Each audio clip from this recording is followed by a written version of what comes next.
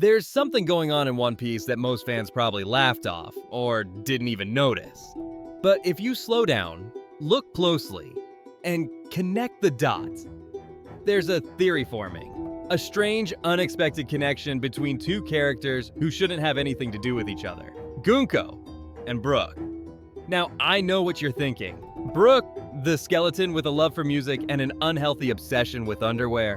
And Gunko, this strange new character who just popped into the story. What could possibly link them together? Well, it starts with a song. Not just any song, Brook's song. The same melody he composed from his soul, quite literally. The same music that carries pieces of his memory, his pain, and his story across the seas. And Gunko? She's obsessed with it. She hums it. She listens to it. It's not just background noise for her, it's personal. It's part of her identity in the story so far. And that alone would be suspicious enough, but it goes deeper. Brook's song isn't exactly something that would be mainstream in the One Piece world. So how did she hear it? Why is she so attached to it? Did someone play it for her? Did she hear it during some off-screen moment that we're not privy to yet? Or is there another reason? This is One Piece. Oda doesn't drop hints for fun. Every time a character shows a weird trait or has a strange connection to someone, there's a purpose behind it. Maybe it's not obvious now, but later, it all clicks. But here's where things start to look less like coincidence and more like a pattern.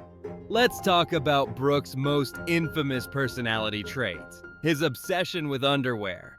We've seen it since Thriller Bark. It's always played off as comic relief. "Can I see your panties?" is practically his catchphrase. May I look at your panties? But now, take a look at Gunko's outfit. It's exactly the type of look Brook would lose his mind over. Now, I'm not saying she dressed like that for Brook. That would be a little too on the nose. But what if it's Oda's way of creating a subtle parallel? A shared thread? She loves his music. She looks like someone straight out of his fantasies.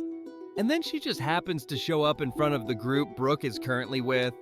No, that's not random. That's storytelling. And think about it, in the middle of all the chaos, of all the possible encounters and characters she could have crossed paths with, why Brook? Not Luffy, not Zoro, not even Robin, who shares some similar vibes and design. Brook, the undead musician, the soul-powered swordsman, the one who leaves an emotional footprint through his music. That moment, when she appears in front of his group, feels too specific, too targeted. Like Oda is placing her there for a reason. Now here's where things really get interesting. What happens when Gunko finds out the truth? That the song she's been humming, obsessing over, maybe even emotionally connecting with, was written by him. Imagine the moment. She recognizes the tune. She hears Brook playing it live, maybe in a quiet moment, maybe in battle, and she freezes. Because suddenly it all connects. The music she's held so dear came from this eccentric skeleton in front of her. And Brook, what will his reaction be? He's used to being overlooked. He's comic relief half the time. But for once, someone truly appreciates his music, his art, his soul. That could be a major turning point for Brook. One of the Straw Hats who hasn't gotten a huge emotional arc in a long time. This could be his moment. Now, let's step back and ask the bigger question. Who is Gunko, really? Because if she's tied to Brook this deeply, through music, through aesthetics, through fate, then she's not just another quirky character. She might be someone with a hidden agenda.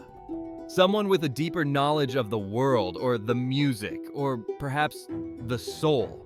Remember, Brook's powers are rooted in the soul. His music moves people on an emotional level. Maybe she's one of the few characters who's sensitive to that. Maybe she's drawn to it for reasons even she doesn't fully understand. And if that's true, then Gunko's story might be bigger than we think. What if she has a tragic past? One that connects to Brook's old crew? What if someone she lost once played that same tune? Or maybe it was passed down to her like a lullaby, never knowing where it came from, and now she's face to face with its origin. Brook, this isn't just a silly gag. This isn't just a throwaway design or an anime fan service moment. This is One Piece, where every weird detail, every character trait, every running joke might end up being a vital clue to something much deeper. We've seen it before. Pudding was just a pretty face, until she wasn't. Bon Clay was a joke, until he became a hero. Kuma was a weapon, until we saw his pain. What if Gunko is next? The one who looks like a side character, sounds like comic relief, but is secretly the thread tying together a much larger story? And it all starts with a song. The song of a lonely skeleton, the music of a lost soul, and the mysterious girl who listened. Oda may be setting up something small now, but don't be surprised when it becomes one of the most emotional subplots in the arc. Because when Brook and Gunko finally speak, when their shared connection is laid bare, it might just change everything.